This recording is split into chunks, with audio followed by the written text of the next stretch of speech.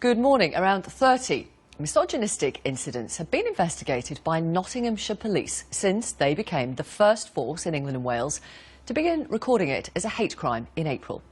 Misogyny, which is sexism towards women, can include things like unwanted sexual advances, wolf whistling, verbal abuse, or taking pictures without consent. Crucially, those kind of incidents on their own aren't a crime, but when coupled with another offence like harassment, it then gets recorded by the force as a hate crime. Other hate crimes include racism and homophobia.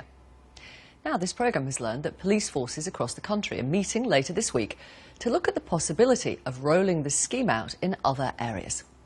Jean Mackenzie has been gauging reaction. Her report contains some language that some of you might find offensive, or you might not want young children to hear anyway. It lasts just under 10 minutes. Hey, look at that. $5,000.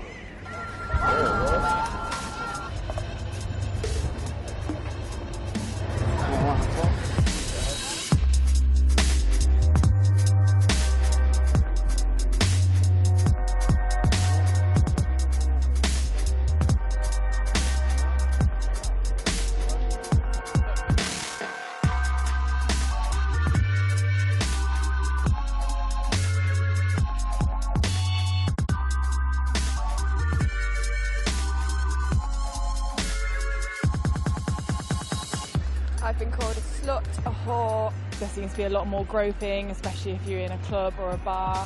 It's just so offensive. I was just like, I'm not flattered, thank you. And then when they're calling you dogs and slags and everything, it's not nice. Women are pretty used to being shouted at in the street. But when does the unwanted attention become a crime? Is it a wolf whistle, a catcall, or a sexual or aggressive threat? Get the dishes done. Lasses go for lads, lads go for lasses, and that's it. Bit of a catcall. Hey up, sweetheart. That's about it, really. Bit of a whistle.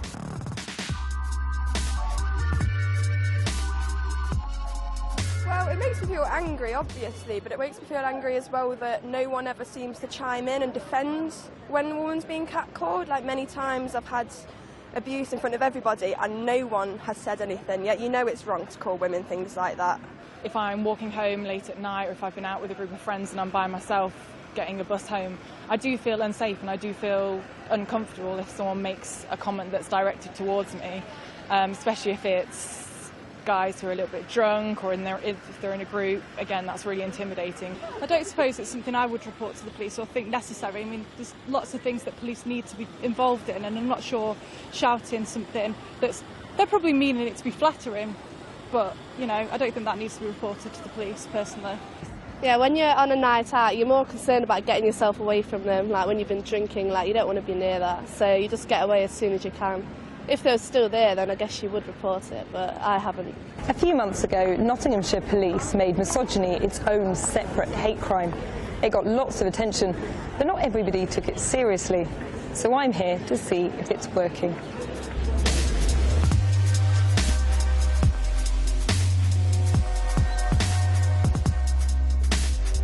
So Richard, you have been trained now to deal with these misogynistic hate crimes. Tell me about a couple of the crimes that you've dealt with so far. One of the incidents that I've attended was a female that was walking home on her own, and two males have approached her and from behind making like lewd comments and kind of kissing their lips at her. She used to turn around and challenge them, and they produced a baseball bat from in their jacket and threatened her with it. So since you started responding to these calls, what have you noticed? What are sort of common complaints? Generally, it's women that are getting unwanted attention and comments from men, really, that have approached them in the street, near to their homes, or in nightclubs and bars, or, you know, on the tram or anything like that.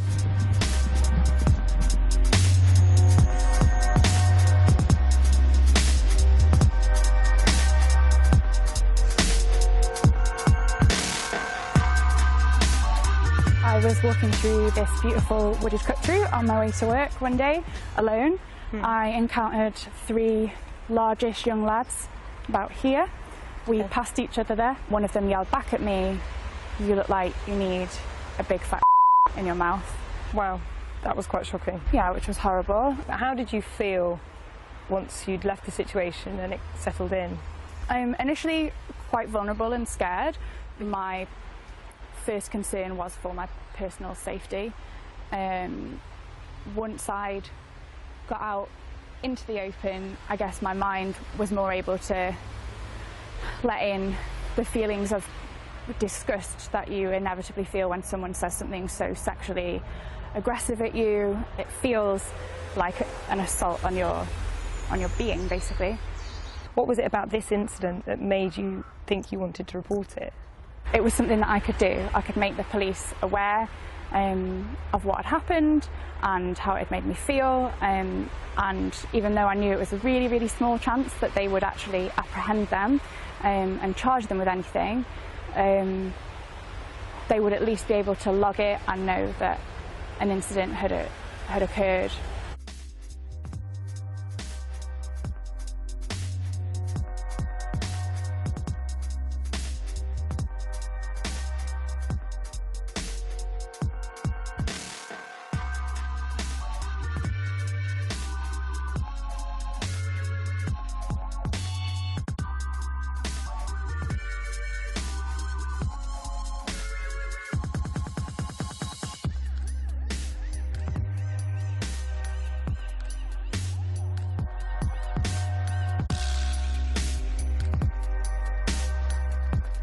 There have been a lot of headlines about this, so can I put some of them to you? First of all, the big one that people have drawn on is wolf whistling. Is a wolf whistle a hate crime? It wouldn't itself be classed as a hate crime. It would probably constitute as part of a potential hate incident. There's lots of factors that can be identified as a hate incident, but it wouldn't be a crime in itself. No. Well, it's 2016. We're in times where it's not acceptable for men to be saying these kind of things to women. It's what's needed to happen for a long time, and Nottinghamshire Police are the first force to get it implemented. And I think hopefully other forces are going to take the same way.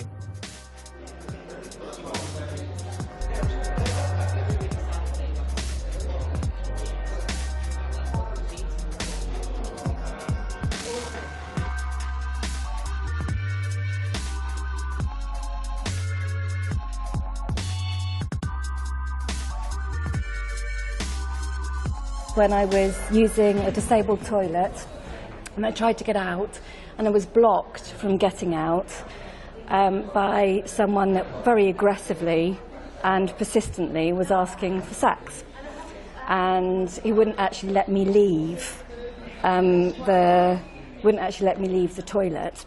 And I was just walking on the pavement and a group of boys that must have been like 17, 18 that just blocked my path.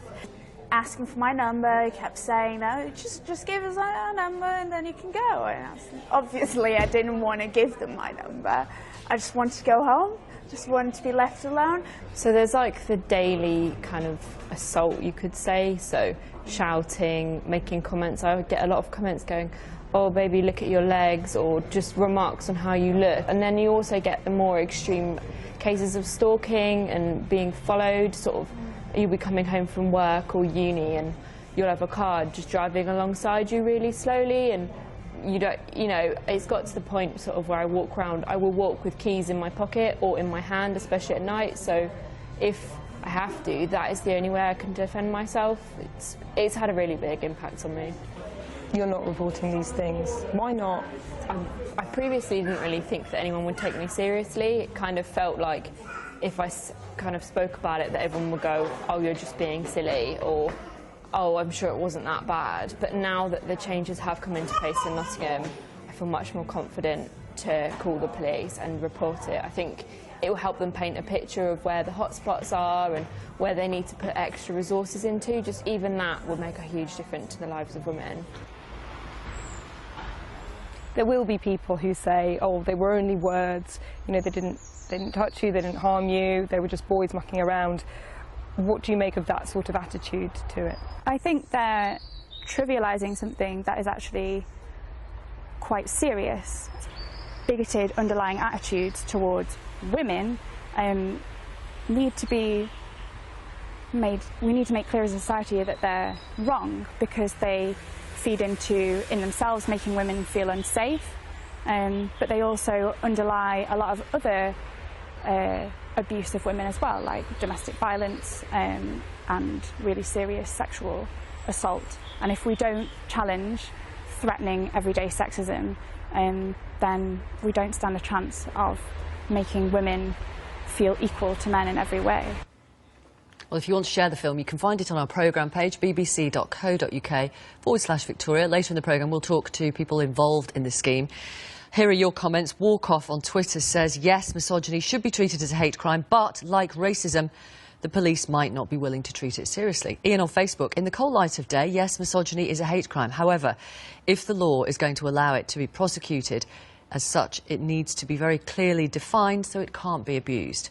Clara, anyone who thinks misogyny isn't a constant theme in everyday life needs a serious wake-up call. And Evil says, sexism works both ways. A crime just against one gender is discrimination, something we will discuss later on, don't you worry. Investigated around 30 cases. This tweet from Paula, though, I'm embarrassed by my sex. The police have enough to do. A wolf whistle is not hate or a crime. FGM is, yet there have been no prosecutions there. This tweet from Tom, a great film on Notts Police treating misogyny as a hate crime. It's about time.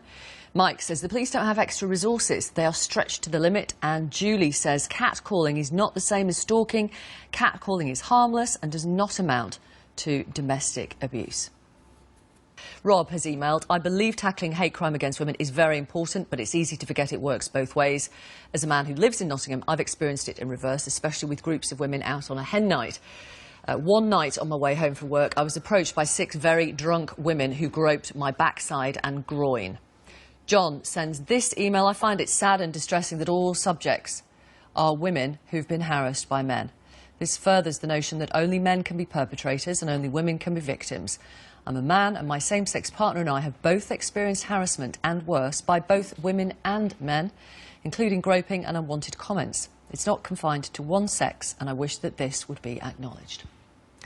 This email from Andy, it's about Nottinghamshire and the police and the way we're reporting, the way they record misogyny as a hate crime. You're talking as though police in Nottinghamshire have made a new law and invented new crimes. They haven't. They've changed the way they deal with existing offences. With us now, 2 people who've been involved in bringing about the change in Nottinghamshire. Loretta Trickett, who's a criminologist and helped Nottinghamshire Police implement the change. Martha Jeffcott, trained officers on how to recognise and deal with misogynist crimes. Also with us, Mike Buchanan. He's leader of the Justice for Men and Boys, which is a political party that advocates for men's and boys' rights and opposes feminism. Welcome all of you. Thank you very much for coming on the programme. Loretta, first of all, now that the police record misogynistic incidents under hate crime, what difference do you think it will make in Nottinghamshire? Well, I think what it does is it encourages women to come forward to report some of these incidents, which previously were covered by other areas of the law, like harassment laws, etc., but quite a lot of them weren't reported because women didn't feel that much would be done. And I think what it does is it recognises the commonality between the different types of experiences that women have. If you look at hate crime, it's about hostility that's directed at somebody's personal characteristics. And what it does, I think, is it labels the misogyny that is behind some of these actions in a way that we can better target resources on where they're happening and actually look at strategies to deal with it. So I think in that respect, it gives a clearer picture of actually what's happening in these sorts of incidents and crimes. You were shaking your head, Mike Buchanan, yes. as the rest of Trickett was saying. Yes. I don't think any sane person could believe that wolf whistling is evidence of misogyny. Only feminists could believe such a ridiculous thing. Why? Because it's a sign of a man's admiration for a woman. It's not hatred. Can we just say at the moment, we've never at any point said that we're going to be prosecuting wolf whistling as a no, hate I understand crime. that, but it is presented as evidence of misogyny, and I'm saying it is absolutely ridiculous. If it's accompanied with some other behaviour, yes. But on its own, and a lot of women don't. No, I understand that. But I mean, I'd like to introduce a word that I don't think I've ever heard on the BBC: misandry, the hatred of men as a class, and that is far more commonplace than misogyny. So, for example, here we talk about a criminal justice system that is, or the police force, that is using taxpayers' money to pursue men, while the criminal justice system is incredibly anti-male. 5 out of 6 men in British prisons today wouldn't be there if men were sentenced as leniently as women. That's perhaps a discussion for another item on the programme, but there is a fair point about why don't Nottinghamshire police record misandry under a hate crime? I would say, I think the really important thing about this sort of hate crime being specifically for men targeting this behaviour towards women is a really, really great thing in the sense of everybody knows there's a problem with women experiencing gender-based violence, whether it be in the home or in the street, and then reporting them then reporting that is obviously very, very low in terms of them experiencing it. And I think for Nottinghamshire Police to say, this is for you, we recognise what you experienced on the street. Nottinghamshire Police were actually responding to the community saying that they were having problems on the street with men saying and doing things to them publicly, sends a very clear message about the relationship that Nottinghamshire Police want to have with women. So I think that's a really, really key thing about this being for women. It also reflects the rates at which women experience these things and the way in which women live their lives. I walk home with keys in between my knuckles, with pepper spray. My friends have rape alarms. I am yet to meet a man who carries a rape alarm. I'm not saying that male rape doesn't happen, but I think that this hate crime work really, really addresses the way in which women live their lives. Just leading on from that, from Martha, I think what I would say Mr. is... Buchanan is shaking his head at almost everything you were saying there. Do talk to Martha Jeffcoat. This is one of the women who trained officers on how to recognise and deal with misogynistic crimes. Yeah, I've got to say, Martha, the idea that misogyny is somehow a common problem faced by women is nonsensical. We had in our 2015 General Election Manifesto 20 areas, where the human rights of men and boys are assaulted by the state's actions and inactions. And I defy you to tell me one area where the human rights of women and girls specifically as a class in Britain today are assaulted. This area of street harassment is a cornerstone of violence against women and girls, because what it does is it enables strange men to come up to women and girls. We've had incidents against school children, school girls being targeted in school uniform, incidents against pregnant women, and what I would say is it limits women's freedom to move around the city, and they take precautions, as Martha was talking about, and that comes against the backdrop of what we know about sexual violence against women and girls, and also domestic violence. So it's this view about objectifying women and girls. And you say that, Mike, but actually, if you speak to most young women and girls, they will be able to recount some of these experiences. Female students in the city, they will be able to. Because we never talk about violence against men and boys. But that's what this initiative is about. We know from hundreds and hundreds of studies of domestic violence that... Where are these hundreds of studies? Martin Fiebert. I mean, I can show you these. Anyone who goes on the website... But there are hundreds of studies on violence against women, hundreds and hundreds of studies. But this is a street initiative against women, isn't it, not against men? So please let me finish the point. Hundreds of studies show that women are at least as physically aggressive towards opposite-sex partners as men. The idea that domestic violence is a gendered issue it's been known to be nonsense for decades. May I just take this back to the misogynistic hate crime point? I think it's really important just to say that misogynistic hate crimes happen to me hundreds of times, and not once has it happened in front of a male. So it seems bizarre to me that men would know, and I sympathise with men on this point, what the rates of misogynistic hate crime are. It doesn't happen in front of them. It's never once happened to me when I've been walking with my father or my boyfriend. It's a very, very hidden type of harassment. But if you have accurate records, which you're now hoping to have as a result of this initiative, then you would have official figures, then perhaps you may be able to see the scale of the problem. But then perhaps we should also be recording hate crimes against men. And some of the people earlier on... That's a fair point. That's a fair point. Then why is there no initiative about misandry in Nottinghamshire? Because it's not been brought forward by members of the public in the same way as this issue against women, because it's well known that women... So men are subjected to street harassment, but it doesn't take this sexualised form in the way that it does against women. So because of that, this initiative was actually led by women reporting back about what action they would like to see taken. We didn't have that feedback from men in the same way, because we don't see street harassment of men taking the same form. No, because men, men accept that there are challenges in life that have to be overcome. This constant presentation of women as special snowflakes who need the state to somehow sort out everything. I don't think anyone is trying to suggest that, Mike. Well, Nobody is trying to suggest that women are all vulnerable. What we're saying is that there's certain behaviour that takes place sexualised against women and girls on a habitual basis. And we're not talking about all men here. And what I want to be clear about is that we can learn from men who choose not to do this. We have had support from men and you know, young men, middle-aged men in Nottingham for this initiative. So we're not trying to say that all men engage in this sort of behaviour, but there are a significant minority that do. I'm sorry to interrupt, Mr. Buchanan. A final thought. We've been told that police forces are going to discuss this week in England and Wales to consider rolling it out elsewhere across the country. Why do you say that would be a good idea, assuming you think it would be a good idea? I think it would be, of course, a good idea. I think in terms of the sort of harassment and abuse that women face on the streets, which is covered by misogynistic hate crime, it's very similar to other minority groups. It's very similar to homophobic harassment, racist harassment, and therefore, in my opinion, it needs to be a hate crime categorised like all others. Okay. Thank you very much, all of you. Thanks for coming on the programme. Thanks for your time. One, I just want to read a couple of comments from you about justice for men and boys, and the leader of that political party, Mike Buchanan, who was on a little earlier. It's a political party that speaks up for men's and boys' rights and opposes feminism. This tweet from Sarah: I wonder how this man on Victoria Live would feel if he was subjected to a "hello, darling" every time he walked past a building site. Tweet from Vanda: this man is not listening. Get a grip. Boys and men suffering too does not mean girls and women are not suffering. Tweet from Christine: this bloke on your programme is like the living embodiment of #NotAllMen. Tweet from Jonathan: is this guy for real? And one more: how wonderful that we have a man telling us women what we should and shouldn't be offended by, and that misogyny doesn't exist. Thank goodness he was on your programme to clear it up for us.